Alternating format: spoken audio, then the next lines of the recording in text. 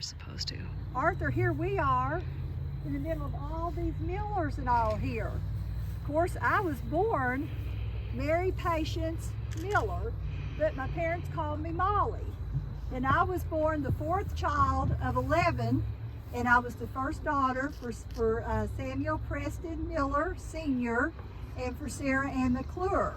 Now, my father became a senior when my brother, Dr. S.P. Miller, was born. Of course, he wasn't a doctor when he was born, but became the doctor, and so he became a senior and a junior.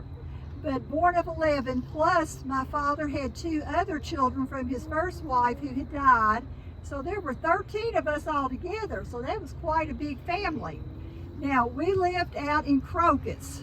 In Crocus, I'm sure many of y'all know where Crocus is. It's out at the end of Adair County, right there at the Adair-Russell County line.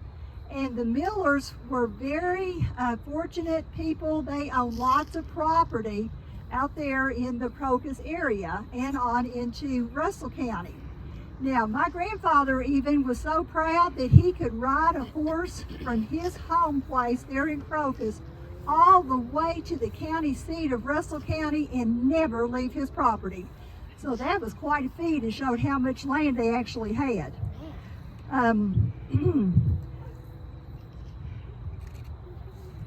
My mother, Sarah Ann McClure, was from Russell County, and she grew up in the Swan Pond Bottom area there, and that's kind of in the bend of there of Cumberland, down past from Wolf Creek Dam that's there now. Now, her property where she grew up, her parents, was right above what they called the jump-off bluff. The jump-off bluff was where a young man who was very despondent, he had lost the love of his life, so he climbed up there on that tallest bluff and jumped off and, of course, killed himself. So that's why it's called the jump-off bluff. But, Arthur, did you know that there's a big dam there now at Wolf Creek that has hydroelectric power? Oh, that's so exciting.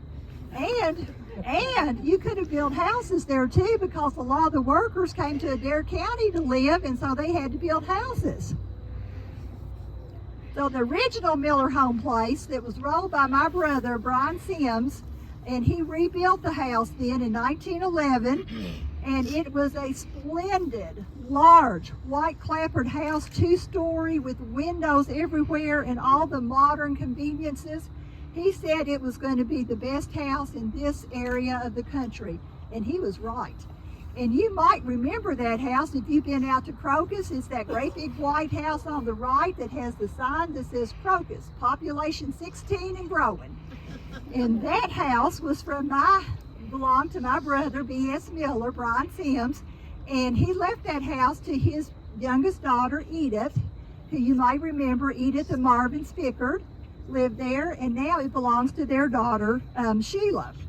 Now, another Miller home place just right across the road there in Crocus belonged to my other brother, Albert Adam, and he had also built a home place there. Now, Albert Adam had several children also, but his daughter, little Miss Mary Irene Miller, and she was named after me, Mary Patience. She was named after me, so she's kind of my favorite. But she had a kitten, and she was so tender-hearted, and it was cold, and she was afraid that that kitten was going to get real cold. So she took a candle and put that candle inside a little room underneath the steps for the kitten so it wouldn't get scared. Well, don't you know it, it burned down. The whole house burned down. But fortunately, nobody perished in that fire, but it was quite a fire, burned it down all the way down to the foundation.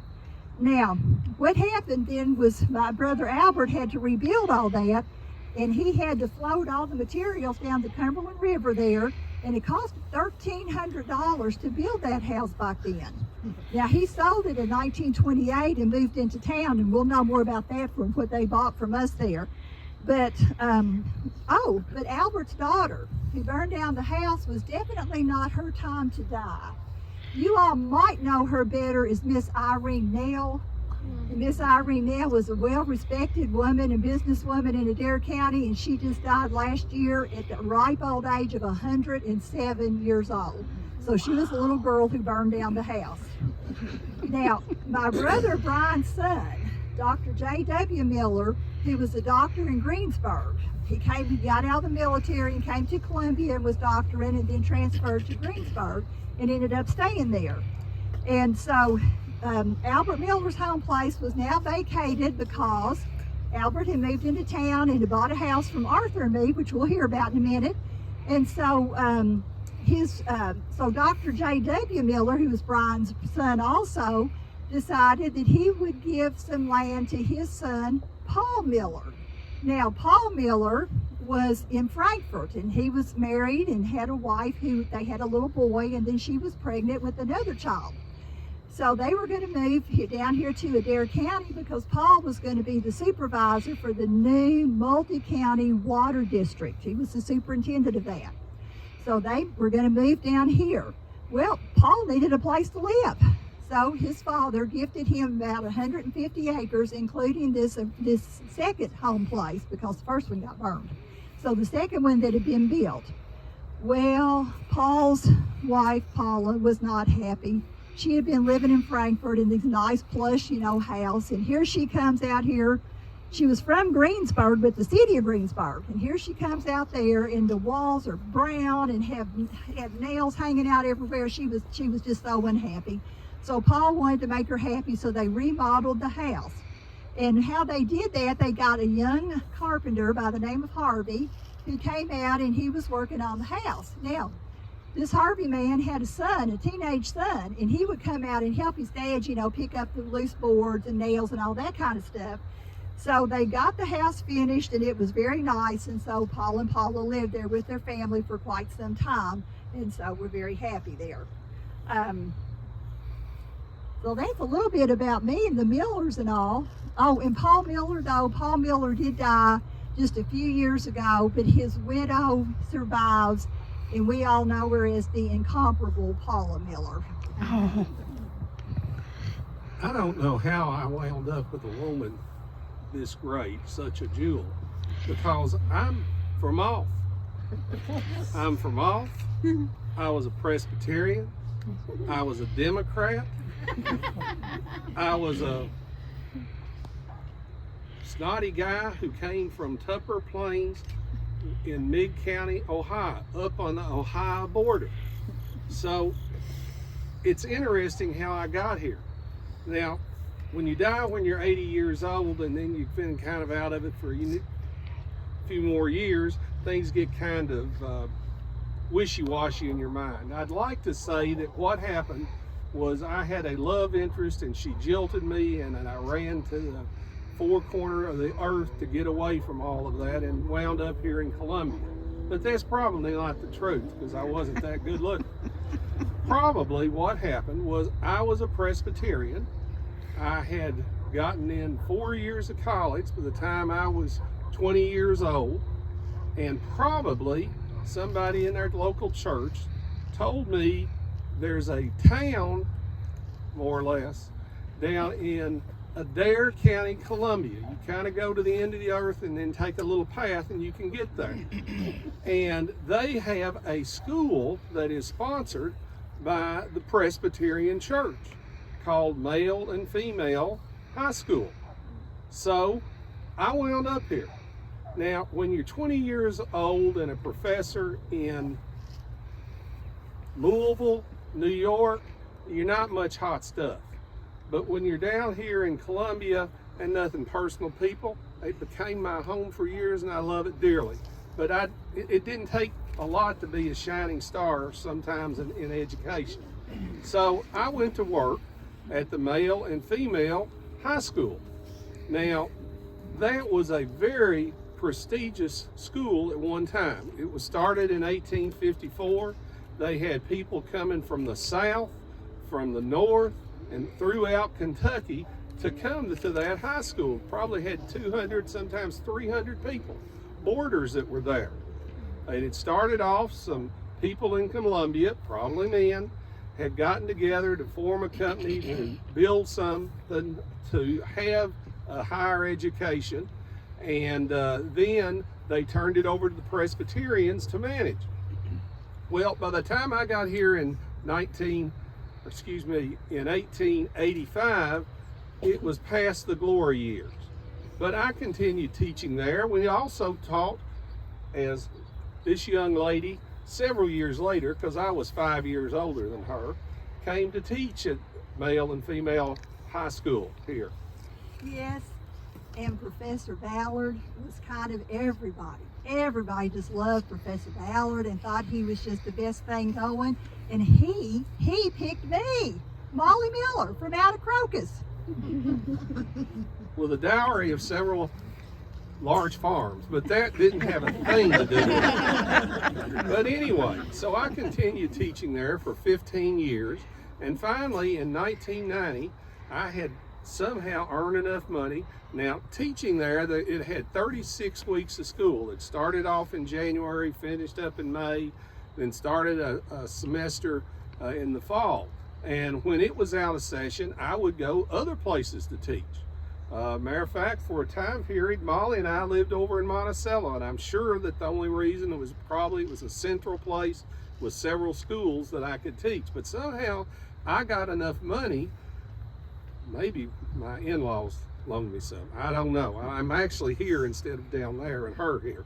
But anyway, I bought in, or was able to buy the lease for the male-female high school. It was not my most successful venture. By the next year, we had 17 people who were residents, as opposed to 200 or 300 40 years ago. And evidently I ran out of money. But I wasn't the only one that ran out of money. The school continued on until 2008. And during that time period, there was one other person who wasn't a Presbyterian minister, but mainly during those years, from about 1902 to 1908, the Presbyterian minister was also the superintendent of the male and female high school and also a teacher there. Not many teachers. I mean, this isn't big stuff. Now, another thing though, it's not just now a lot of ladies, and we had female students. Now in 1900, that was hot stuff. That a lady could come to a school and do something other than take just dead languages or stay at home. You know, that was good, and it was a prominent institution. But by 1900, there was also a Greensburg Academy. One of the county areas, I think it was Milltown, had a high school, and then there was another place that had a high school, so the competition was tough. But we enjoyed our time doing that. Yes, we did. And we were both known as good teachers. And we even had a time that they had a spelling bee right over there at the courthouse. And I got to be one of the choosers. Now, the choosers were the ones that chose the words that they gave to the students who would be the spellers. And that was at the male and female school. And they brought in a person a professor from Bowling Green who was going to pronounce the words and all. And the teacher was another teacher there at male-female school, but he was a male. Well, what happened was this spelling bee went on and went on and went on, and finally at the end, my choosers were the ones that won. So I was really excited to have won that spelling bee. And you continued on doing things like that through the community. Now, I did stand for election, and when I saw all of you up here, it was like I had actually won in an election, that I hadn't won and lost, and that people were here to support me for that. But I was, in 1909, myself and J.O. Russell bought up the stock of a local merchant, of Mr. Craven's, and together we had a grocery that ran the drugs that he had in his inventory. Was sold, but that went on for a while. Then I was mayor. I'm not sure, it may just have been a day, because quite frankly, the second passion of my life came along: electricity. Myself and a Mr. Merle, and later a Mr. Meyer, bought a big engine from Delco that was large enough that it could power the city of Columbia. Now, we're not talking fancy things like TVs and washing machines and stuff like that. but at least people could have a little light in it. Matter of fact, when we had to take it up to Louisville to have it fixed, it'd been a lot easier if we'd ever gotten that railroad in here, but we didn't. But we got it up there, and for 30 days, people did not have electricity in the city of Columbia, and they were treated me like I had won an election when we finally got it back here. So we did that for several years. As a matter of fact, when World War I came along, my ability in electricity had gotten so good that I was a head electrician for several years up at Fort Knox training camp. Matter of fact, I was an engineer at a training camp one time in the census. Another time I was an accountant. It never got in that I was a surveyor. I was good with math. So give me formulas, give me distances and angles, and I could do things. But you helped with the houses. I helped with the houses, and it's true you were good with math and all, but you weren't as good as relator to people because of all that. But very good with mathematics and architecture and surveying and electricity. I also love politics, and I was a Democrat, and back then Democrats won elections around here. Not so much nowadays. And both of us were involved in the Democratic Party. She was the head of the Women's Democratic Party. I'd wind up when we had a convention, the local convention, to elect somebody to go to the state and vote for officers. I would be the secretary. I was in the commercial club. Things like that made the paper. What I really liked about it, it said the men's commercial club has formed, and at the end of it, it said the secretary has been authorized to have painted on the door the men's commercial club. That made history. As a Presbyterian, I was involved one time with putting the new furnace into the church. Tell them about our work with the Red Cross. Red Cross, in 1917, of course, Claire Barrett had discovered and had formed the Red Cross. And so in 1918, it was really taking off back here in the United States during World War I. And as Arthur says, we were kind of, considered well up to do and intelligent people. And so we were in on forming the first Red Cross. Now, of course, back then, the women weren't allowed to do the speaking and stuff in public. So Arthur got to do the talking and stuff, but I was really good at getting the people to give their money. And so at that particular meeting, we had many, many people that signed up to be members of the first Red Cross in Columbia-Adair County. And paid their dues. Yes. Yeah, I was a food administrator. I talked about food.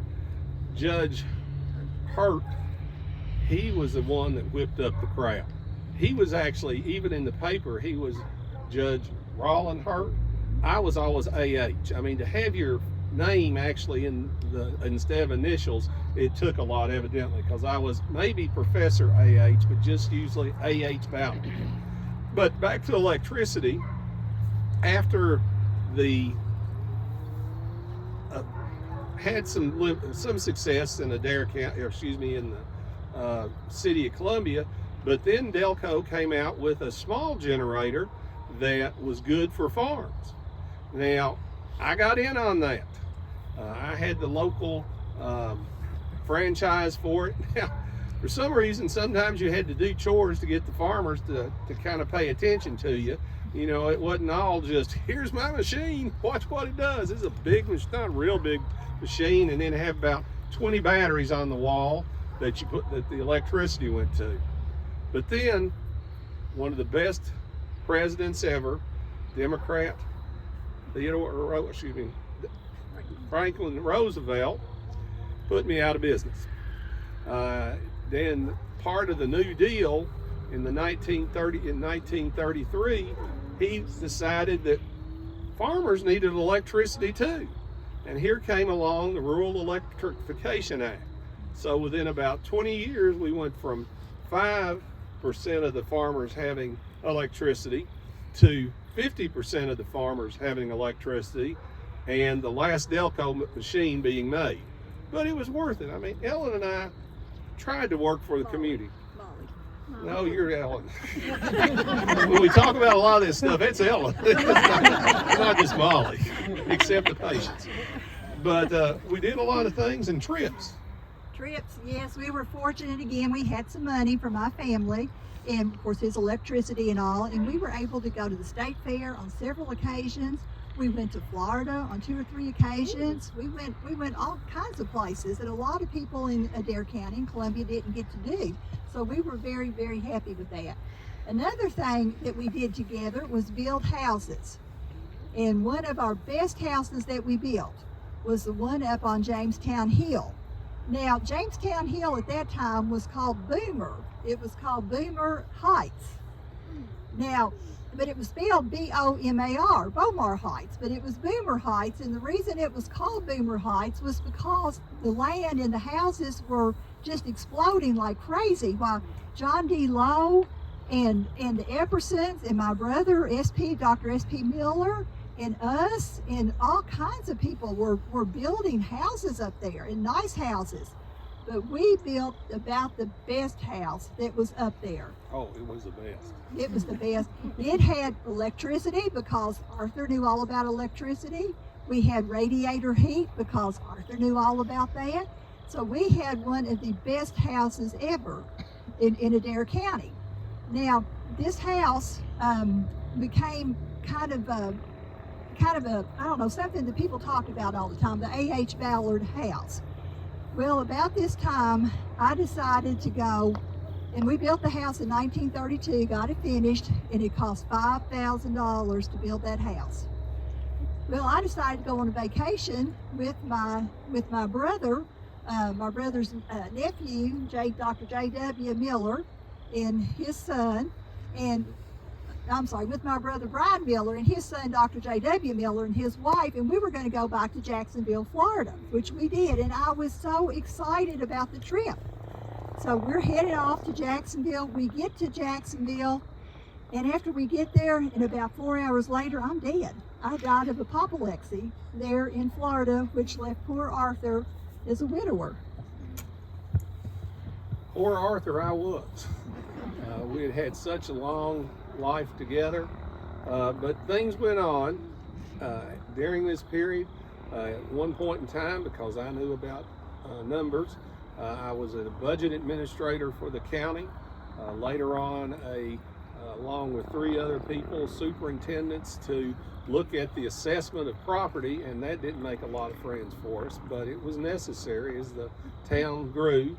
I was also a special master commissioner. Matter of fact, as a special master commissioner, I presided over the auction at her mother after her father died, and they decided to sell the land, and it was a bunch of land, and I presided over that. And I still did those kind of things later on. But enough about me and about it. Tell us about the house in later years, and we'll end it on that.